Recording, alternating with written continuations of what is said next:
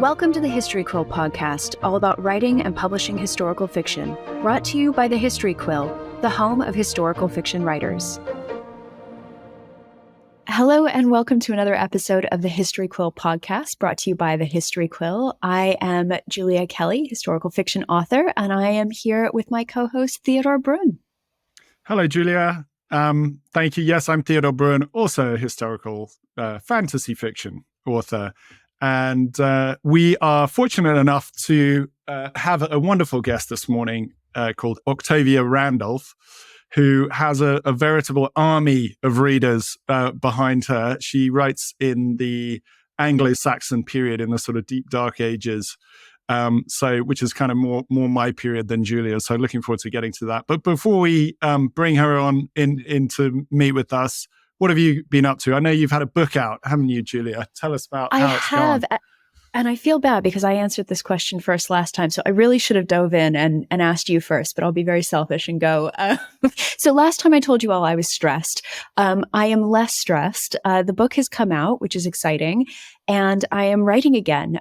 So I'm still technically in the middle of my manuscript, but I can see the light at the end of the tunnel, and it is a very beautiful thing when that happens, and very helpful. So I think things are moving along okay. How about yourself? Well, I'm quite jealous of anyone who describes seeing the light at the end of the tunnel. So I think I'm about to go into a tunnel. On the book that's coming out later this year, I've got the rewrite in, got it back, got positive comments. So I think that's going off to the copy edit stage, which is, a big sigh of relief, because the third book was an absolute nightmare, the rewriting process. So I think I'm sort of in the clear on that one. And then as a sort of my alter ego does a bit of ghostwriting as well. So I've got a couple of projects going on non-fiction ghostwriting, but really my imagination is now kind of trying to do the Madeline Martin thing of not read 100 books on a particular topic, but at least start with one. And I've got ideas about a historical mystery in a different time period. So I'm kind of trying to marinate my head in that for the moment. And then the bits of the story are starting to come. So that's right at the beginning of my process for that. Excellent. Well, I'm very excited about that because I just wrapped up the first proof reading stage for my historical mystery. So if I can bring you along with me into historical mystery, I'll be very, very pleased. Very exciting. Well, you can tell me how it's done by all means. I will sit at your feet and learn, because this is all new territory we'll see about for me. That. Julia's being very modest. So before we actually get Octavia on the call, she hasn't mentioned the name of her book, The Lost English Girl. And it's doing very well. Your homework is, if you're listening to this, go straight to Amazon or anywhere else where you might find this book, and get hold of get yourself a copy. That's your lesson. Lesson number one is promote your own book. Yeah, I know. I don't think Octavia would make this mistake, but let's find out. No.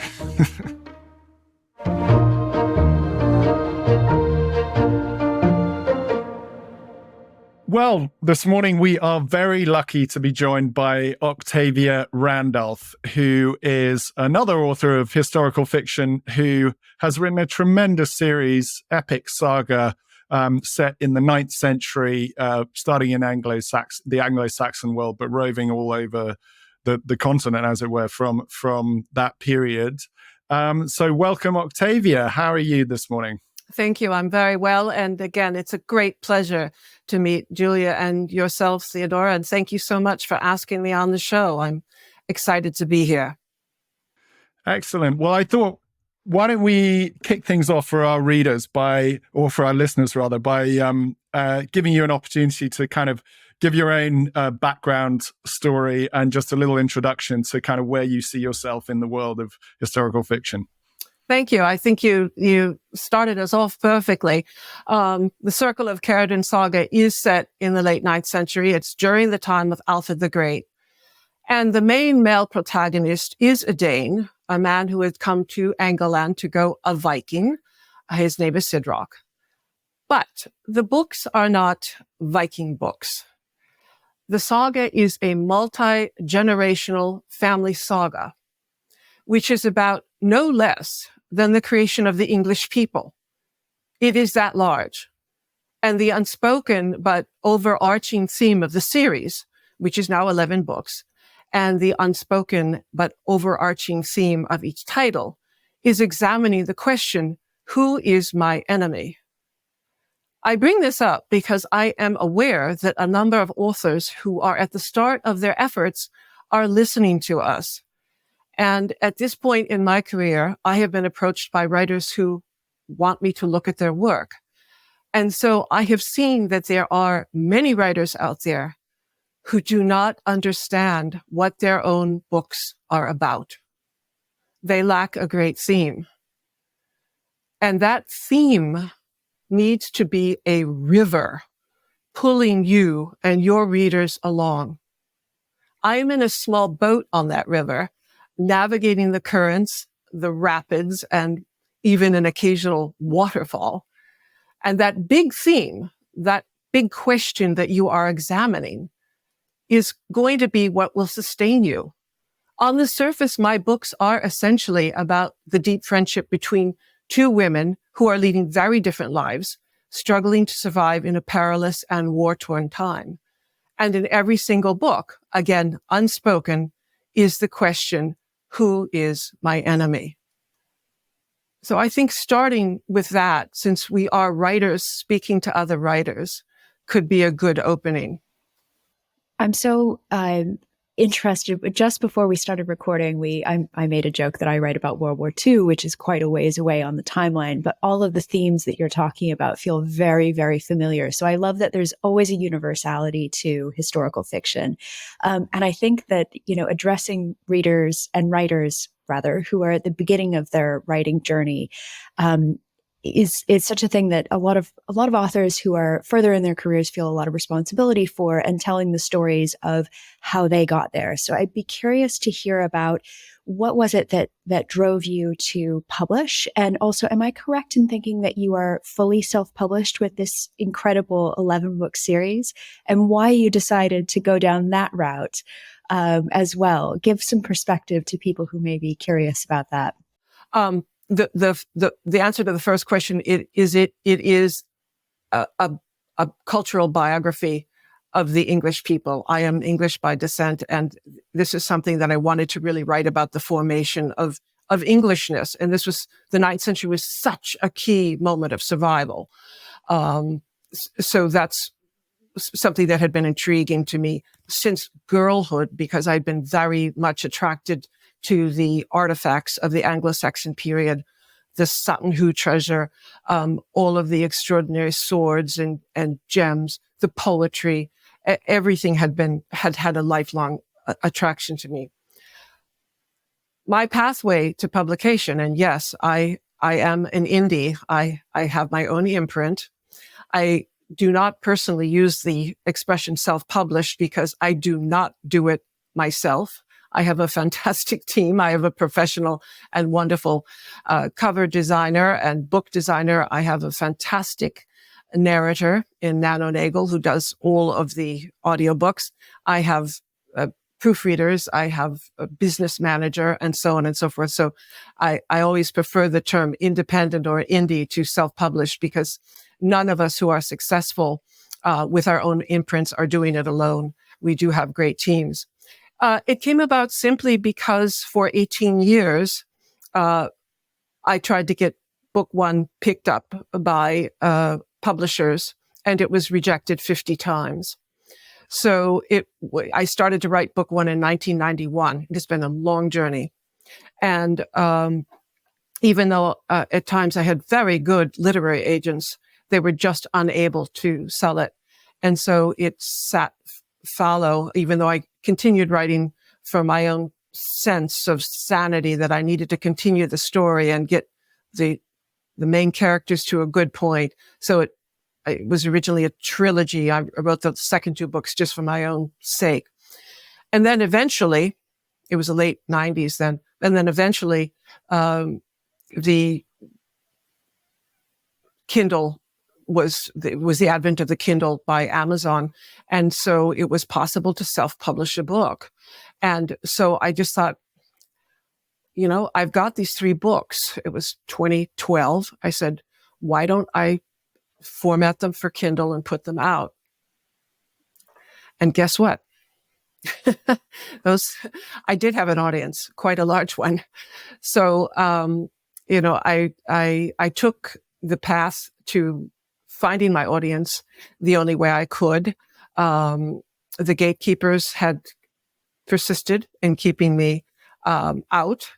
And I said, I know that there's great value in this. I know that it's there. And I know that I know that there's people who want these books.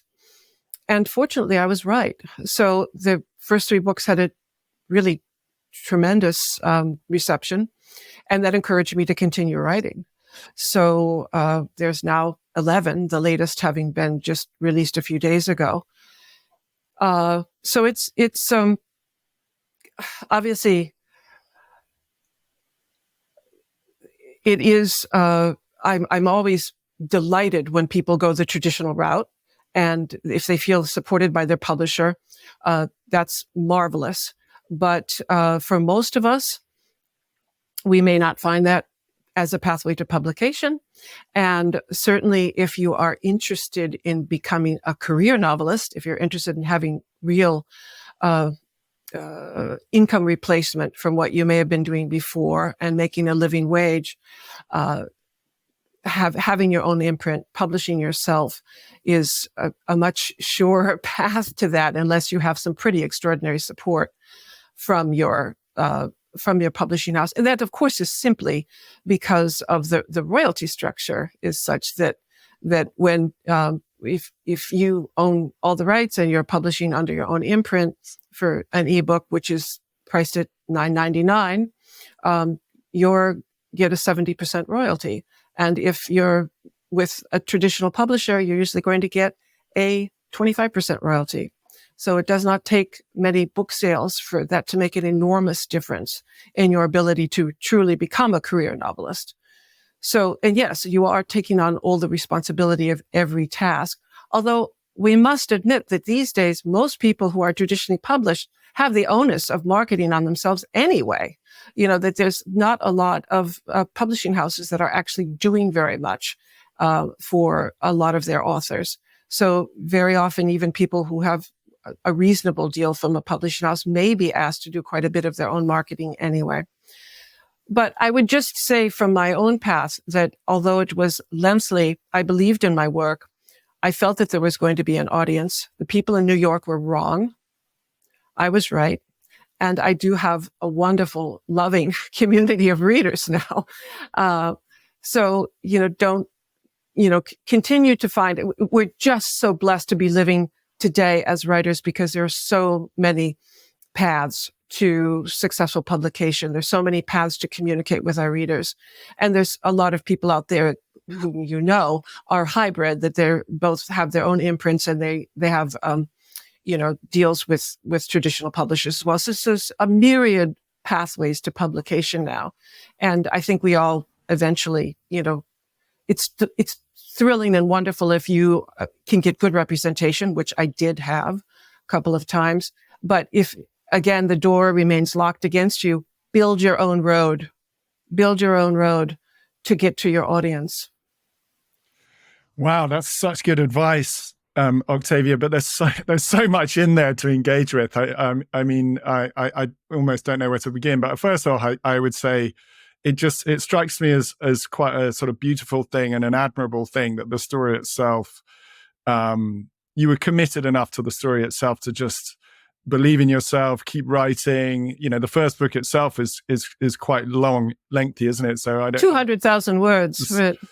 Yeah, I mean that's a real commitment to the story and to the world, and obviously then your whole journey into, I suppose, the world's turned a little bit to your advantage by offering you these other pathways that then you've proceeded, but you've obviously maximized and made the most of, for sure. The word that really comes to me in kind of looking at you in the round, as it were, as an author, is immersion. I keep coming back to this idea of sort of full immersion, both in your world, your experience as a writer, your interest in like the material culture, the language, the places, and also your kind of living out the experience in terms of, I mean, if you go to, listeners should go to Octavia's website, we'll give details later, but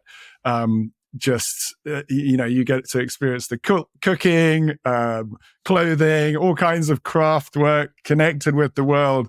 And having started to listen to the Circle of Ceridwen, yes. Welsh name, Ceridwen, right. Mm-hmm. Ceridwen. Probably my Englishness coming through there, my trouble with Welsh. Immediately the language, the dialogue in particular, just so much is like, gosh, I'm completely transported into the world. And I wonder whether that's something that you've consciously wanted to share with your readers as they've kind of come in behind you and become followers of your writing. Is that something that, why have you cast your arms so wide, as it were, in terms of embracing that whole world? And also, is that something that you try to offer your readers? And does that therefore give them a kind of something else to engage with that really keeps them in your following? That's an excellent question, and I thank you for going to the website. I have over 100 small essays on the website, which is essentially just the results of my research over the decades, and so having done the research that is necessary to write competently about another era, and we all go through this, but I wrote it up in a way that would be digestible and interesting for people to come to the website. So there is a lot of information on the Anglo-Saxon and Viking ages on the website, and people come for that, and it is another source for them. And because real ardent readers, of course, you use the term immersion, and I'm certainly immersed in the world, but they also want to be immersed.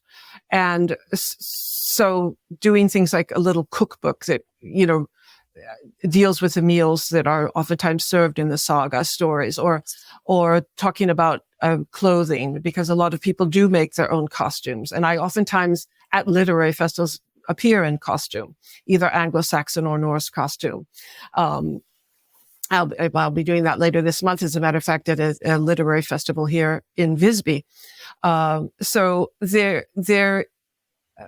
that kind of additional atmosphere, I think, is exciting to readers. It is certainly exciting to me, and the community that has developed around the books is of immense importance to me.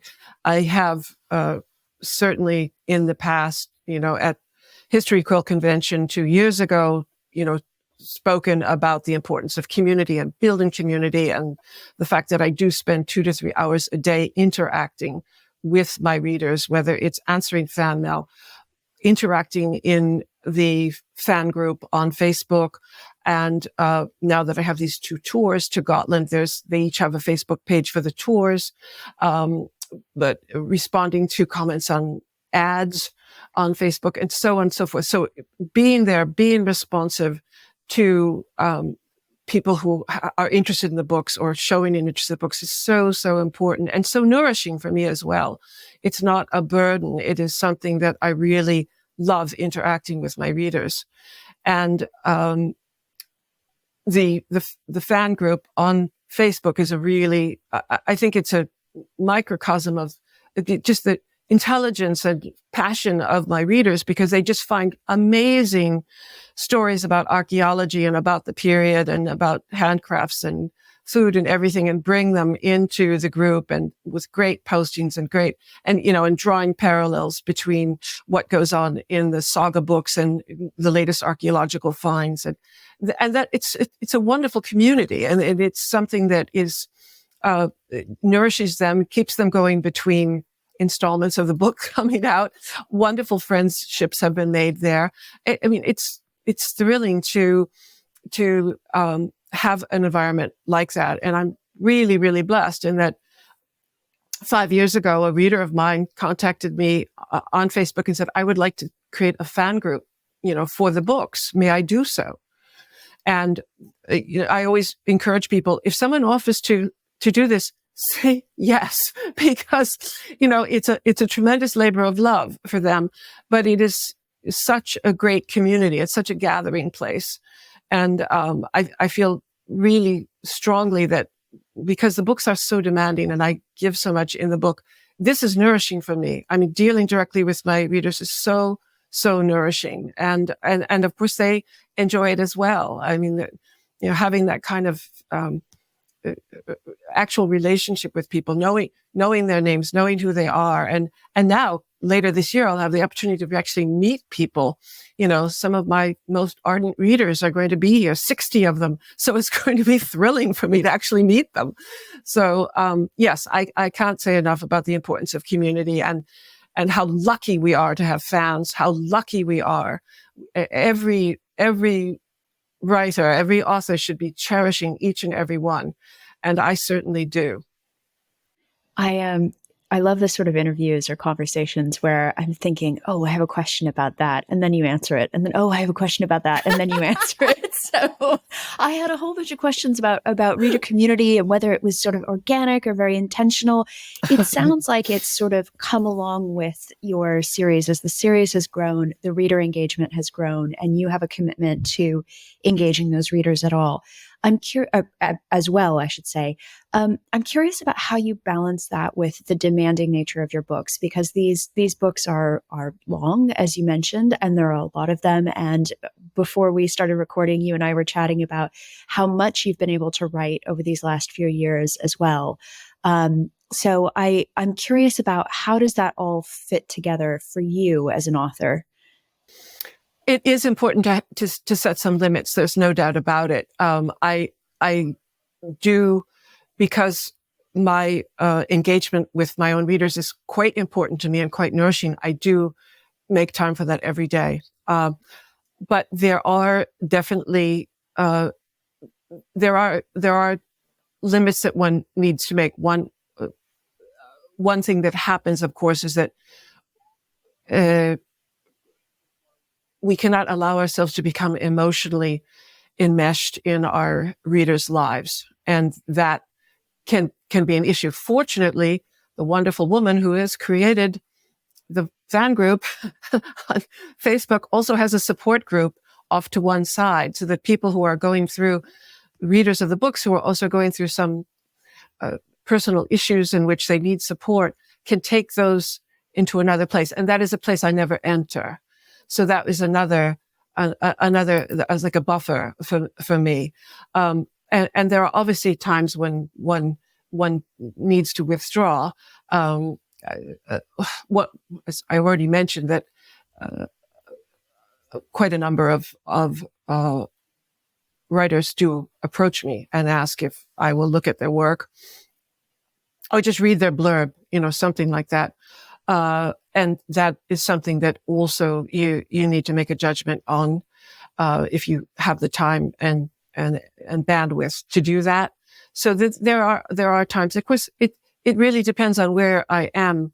A book has just been released. Of course, I've started writing book 11, but I'm also in a time now where, there's little openings in my schedule where I feel like I can be more giving to either to other writers who I'm usually delighted to help.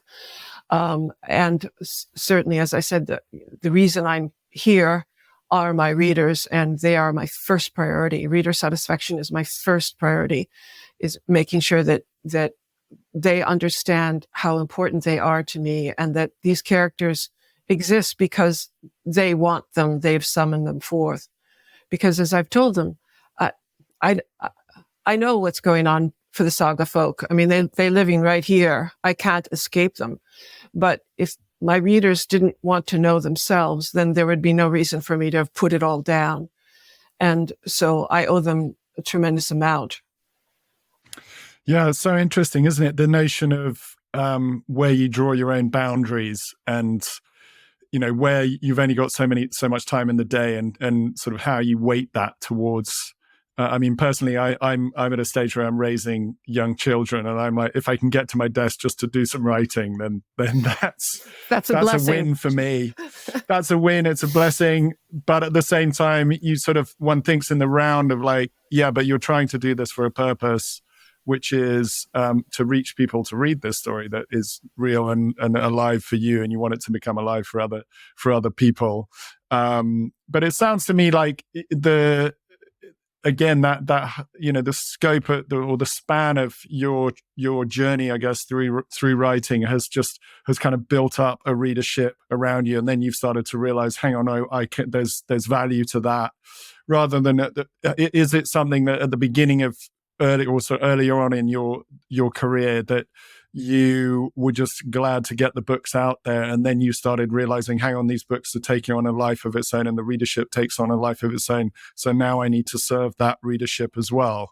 Is that kind of how it went, or were you always thinking, right, there will be readers and this is how I'm going to engage with them? I had a very active website from the very beginning. I had an author website beginning in 1998. And believe me, I was a very early adopter of the author website. And again, I think I have the URL to prove it, octavia.net. I mean, it's a single name, and that's an early website. So I always had a lot of engagement there because I was always welcoming people writing to me. And I was in those early days, I was publishing book one serially for free from my website. So I had hundreds of thousands of people coming to the website to download, each chapter. So I knew that there was an audience out there. I knew that there was a community of people who wanted more. And it just getting it to a point where there was a better delivery system, which did not happen until 2008 when, Amazon created the Kindle. But I wasn't one of those very early adopters. I was somebody who didn't come to that platform until 2012. So, but as soon as I did, and the books were an immediate success. And so it was, again, discoverability was different than that it is now. There's now, more than 10 million books on Amazon. There certainly weren't anything close to that number. I think there were 2 million or something, when my 3 books came out, but they immediately found a home. And after that, when your books are suddenly selling and people are writing to you and asking for more, you're thrilled and delighted. It was validation for everything that I'd always believed about the characters and the breadth of the story and the importance of the story.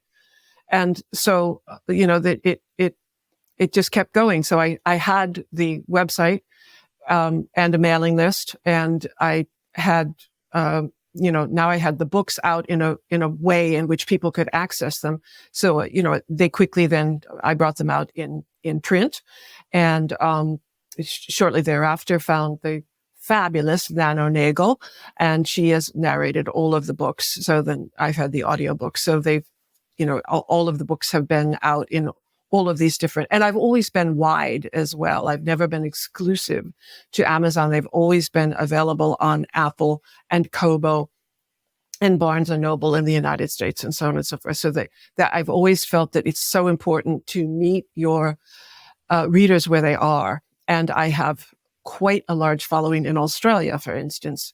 And Amazon is getting stronger in Australia, but originally those were mainly Kobo readers, as it is in Canada. So you wanted to be wherever, your readers were. I feel strongly about that. I'm curious about how, kind of tying together some of the themes of what we've talked about here, the scope of the books, the thing that compels you to write these books, this early reader interest, and your commitment to reader satisfaction as well. How do you keep these stories living in your head, but also having feedback from people coming to you through the form of your Facebook group and email? Do you ever make changes or move stories into different directions or characters into different directions based on what you're seeing from your readers? Or is it really, what you're telling and you just trust that the readers will come along with you and will follow the stories of these people? That's an excellent and thoughtful question, Julia. I will tell you what I have told my readers. The saga folk live right here. They live off to the left side of my temple, and that's where they manifest, and they are telling me their story. It can be extremely interesting and even entertaining to read what readers conjecture about the books. And every time there's a new book created, there's a new Facebook subgroup created just for that book so that fans can talk about it without spoilers, which is wonderful. So they go out of the main saga group into the subgroup, and then they can talk about Waterborne, the new title, as much as they want without any spoilers to other people who may be further back in the series. So it is very interesting for me to see the conjectures that are coming out about what's happened in this new episode, but it is the saga folk who manifest right here that are telling me what happens. So no, I have not altered anything, because they are telling their own story, and I'm fortunate enough to be able to take it down.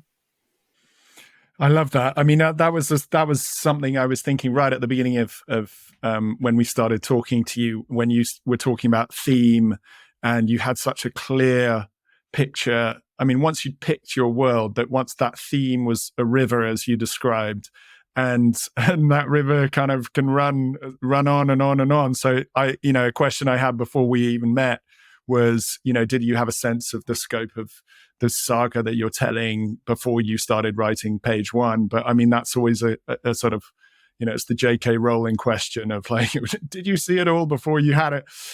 But it's sounding like, there's this sort of mining aspect to it. What I mean by that is, you strike upon a sort of seam of gold, if you like, and you just keep close to the gold, and then it kind of keeps coming out of the ground, as it were. Yes, no, I understand. No, and I will say, and I had originally thought that perhaps there would be 10 or 12 books, and a few years ago I realized that's not possible, and that I have made a vow to my readers that I will continue to write the saga as long as they keep reading it, and that is really wonderful and freeing for me. Because, and it's reassuring for them as well, I'm happy to say, so that I feel like, okay, I can just keep going. And it's so much because there's, in a multi-generational family saga, I mean, we're already on to the main characters are still very much, potent characters in every book, but their children are highly active now. And that now there's a little babies born in the third generation. So there is so much, again, that river, the current in that river is pulling us down, and down the stream. And, it's very freeing for me to think that I'm not looking for a tidy conclusion, that I can keep going as long as readers stay interested. That's a beautiful thing for us both. But I continue to, I feel very strongly that I will continue the books, as long as is humanly possible, because I get so much out of it myself, and knowing that I'm connecting with so many people is thrilling and a great honor for me. I think there's so many wonderful lessons here. I'm also very conscious of the fact that, one of the things that we are doing here is speaking to people who are all across different stages of their writing career, people who may just be curious about writing historical fiction, all the way through to people who are seeking publication, whether that's traditional or independent, or maybe they're mid-career and looking at a career shift. One of the things that came up in our conversation for our first episode with Madeline Martin was learning from some of the things that haven't gone to plan or haven't gone so well. Is there anything that you can kind of reassure people maybe has been a stumbling block in your career, or something where you thought, that really didn't turn out the way that I expected, but this is the this is what I learned from it, or this is the good that came out of it. Obviously, I know your introduction to us and talking about traditional publishing not being the route that you went down. Obviously, you have this fruitful career in independent publishing. But is there anything else that you like to reassure writers with? I think persistence is all. If you believe in your talent, it took me 18 years and many, much heartbreak before I could find my audience. The audience was always there. And if you believe in your own work, if you believe in your voice, if your message is potent enough, then you will find an audience. You will find an audience. I want to encourage you to persist, because I did, and I have an extraordinary audience now, and a beautiful career, an enviable career, for which I'm profoundly grateful. So would I like to have those 18 years back? Would I have loved to have been, picked up by a major publisher and, had the sort of support that a Diana Gabaldon had, or any of those people? That would have been phenomenal. It did not happen. I had a different path in which I was forced to walk, but I built my own road. I made it work, and it's been immensely rewarding. Not only do I have complete control over what I write and what my books look like and what they sound like, I'm not being driven crazy by publishing houses or editors who, I have a difference of opinion. No one says no to me. The only people that can say no to me are my readers, and I write for them. And so, I mean, it's turned out wonderfully. And I just have to say, if your vision is big enough, if your persistence is such that you're willing to commit to the road, then by all means, have faith that you will have an audience and you will find it. It's wonderfully inspirational. I feel like I need to go right now. Yeah. There's something quite beautiful and apt that your own story is quite a saga in itself. And, my impression when you were talking about the 18 years is like nothing is wasted. And the greater the struggle, the greater the satisfaction and fulfillment and reward, which you have richly earned and richly deserve. So Octavia, it's been such a pleasure talking to you. I feel like I've been sitting around a fire listening to, Thank you. The voice of wisdom and encouragement. Thank you. Which is always I'd like to be that to your listeners. Thank you, Theo. Absolutely. Yeah. Well, you've been it to us. I'm sure you've been it to our listeners as well. Just one thing before you go, what's next for you and where can we find you? Well, book 11, which I'm already writing, which should be coming next year, I hope. And very easy to find online. Again, very simple URL from my website, Octavia.net. So, and I welcome listeners who would like to be in touch with me and have a writing question. Please feel free to write to me at Octavia@Octavia.net. I always answer every letter. Wonderful. Well, thank you so much for joining us. This has just been fantastic. And it's like been I a said, delight I for feel me. like, well, I need to go get back to writing because I now feel very inspired. Thank you both. It's really been a delight.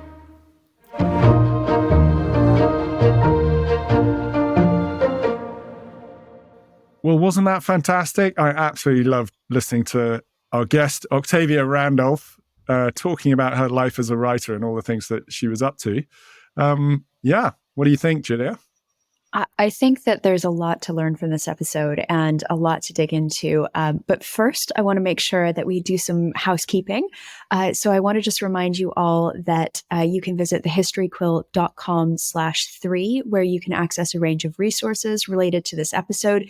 You can also join our email list to receive new podcast episodes and more content for historical fiction writers. You can find the link in the description or enter it into your browser. That's right. And if you do, you'll find all the tools you need to help put into action exactly what Octavia was talking about. And she was obviously encouraging the History Quill community. So we should take that encouragement and make the most of it. So, Julia, where do you think we should start picking apart what she gave us?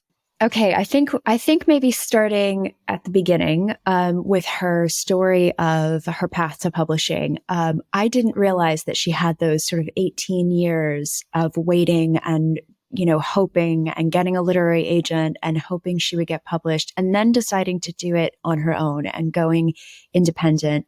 She brought up so many wonderful points there. But the one that I think strikes me the most, because I have a personal connection to it, is the idea of persistence and keeping the faith. I know my own personal path to publishing was not a straight line by any means.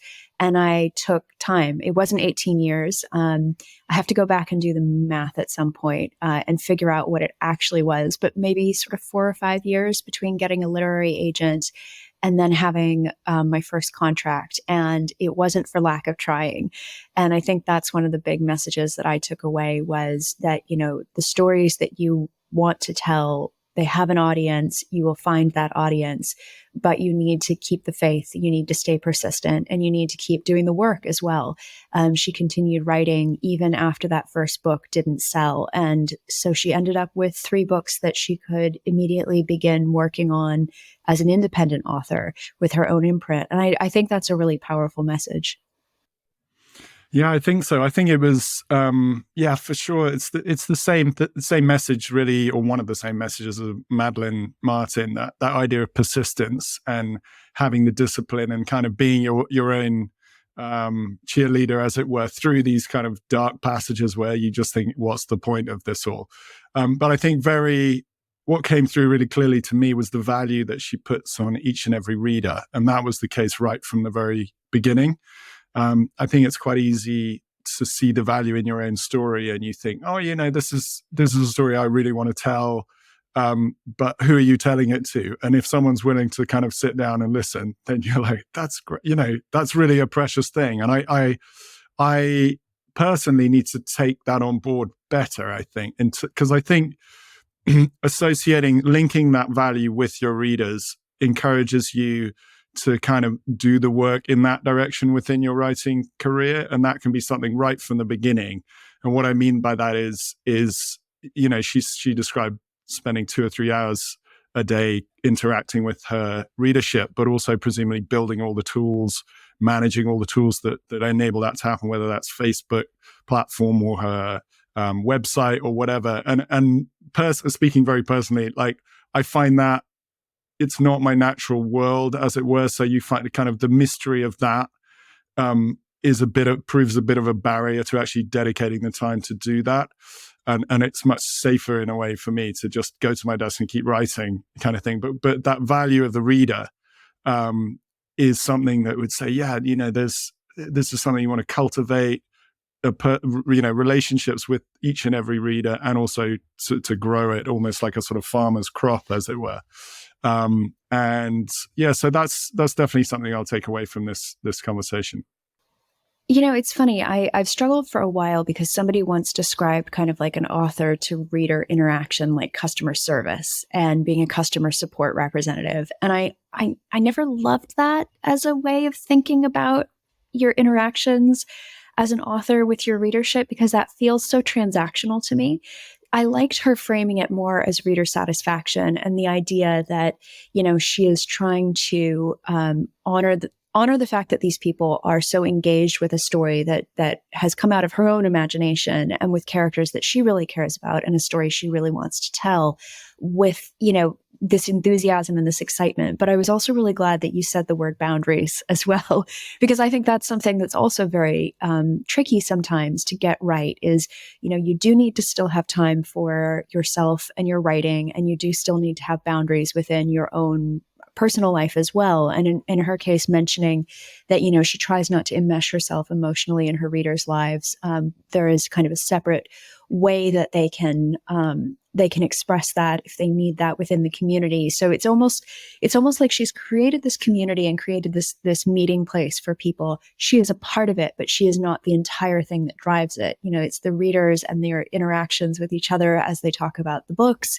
And, I love the idea of having the spoiler filled subgroups where people can really dive into, okay, I can't believe that so-and-so did that, or what do you think is going to happen in this book? So it's sort of creating that space that's almost bigger than just the author interaction, although that's a big part of it as well. Yeah, I think that's how you interact and how you engage is obviously something that perhaps you get wiser and more adept at with time, and you understand what works. I mean, it's sort of the same for any community, as it were. Whatever the basis of that community happens to be, it's like you've still got to work out boundaries within that community because it's about a thing. It's not about everything. I suppose, yeah, I like the idea of, as you said, this reader satisfaction that readers can sort of seeing value in what she's producing, but at the same time, it was that kind of magical thing about being a writer, as it were. She describes the characters existing over here in the left side off to the left side of her brain. It's almost like she's a conduit through which their stories are told to her that she just then passes on, which I suppose takes some pressure off, readers just hungry for more, and hungry for the next thing. I think one of the things that was a big topic that probably will come up a lot in this series of podcasts is that balance between the self-publication and the traditional publication. And obviously we are both have sort of fought hard in a way to get ourselves into the traditional route. But there's the value of royalties and the fact that maybe the world's changed a little bit. And even if you're going the traditional route, you have to find ways of basically doing your own sales and marketing, at least for the large part anyway. So I think there was, there's definitely food for thought. I still think it's not an unequivocal answer. But I don't know what you think, whether you still think does it make you stop and reflect, this is the route I'm going, but maybe there are other ways to get future books out there? I think one of the things for me that's been a big hallmark of my career is being open-minded and being willing to pivot if that's been necessary. So I would never take it off the table. I think one of the wonders of having those self-publishing tools available to everybody is that if it feels right to you, or if there's a story that you want to tell and you're being told that, New York or some of the smaller publishers are not interested in telling it, you can put that story out there. And I think that that's a really wonderful thing. I think it's a really wonderful thing also to look at, the benefits of traditional publishing. And I think there's always tensions there between pros and cons, no matter what side of publishing you're on. But the idea of just giving people access is huge. I think also, there is, for me, there's an element of what personality-wise is the right fit. I have some friends, I came up in the romance world. I used to write historical romance.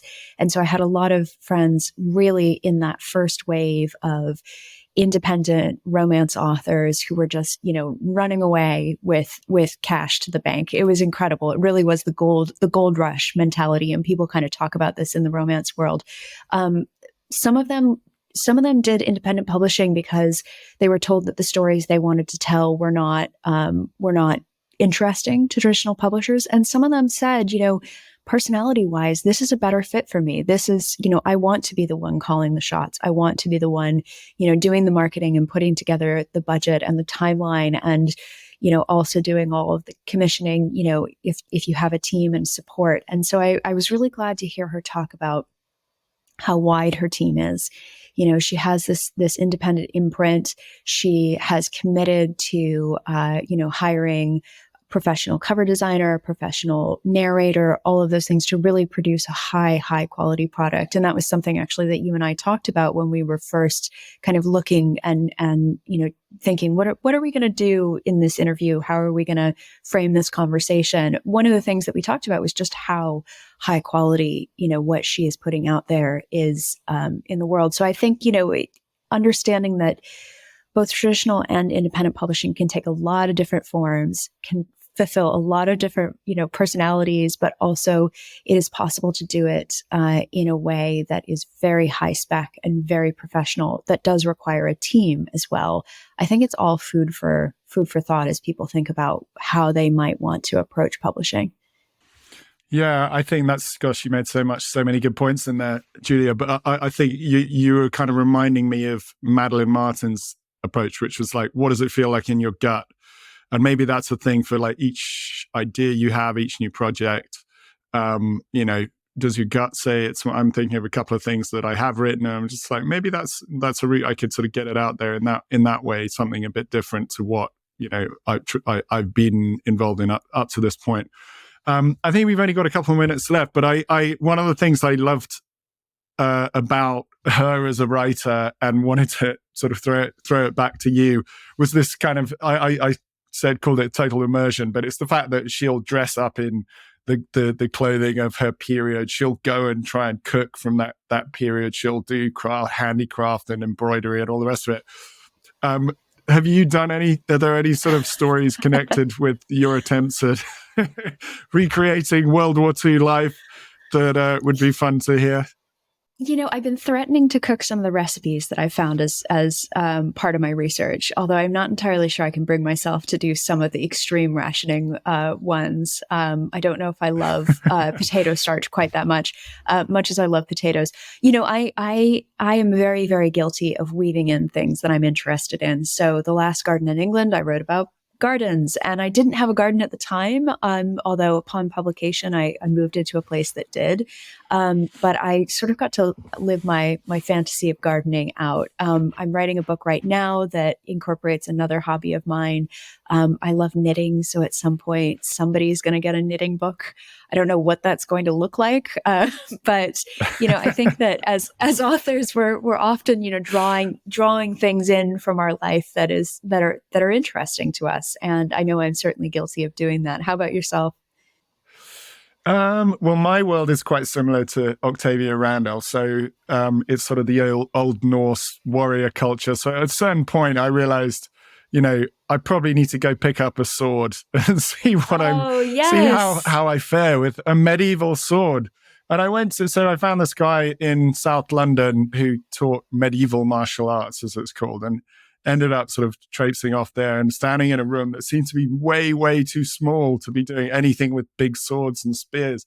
And over the next sort of, I don't know what it was, 3 or 4 lessons, I just realized I was really, really ineffectual with a sword, which is quite a humiliating thing for a man to accept about himself. But I think this guy just terrified me far too much, even just being in the same room as him. He was completely bald with a long shaggy beard. And when he was sort of jabbing the sword on my mask, I was just quite intimidated by the whole thing. So maybe keeping violence to the literary pages is probably where I belong.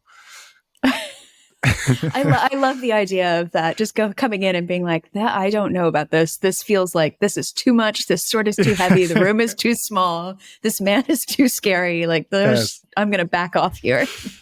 Yes, I know. I'm a total fraud when it comes to writing about big, courageous warriors. But anyway.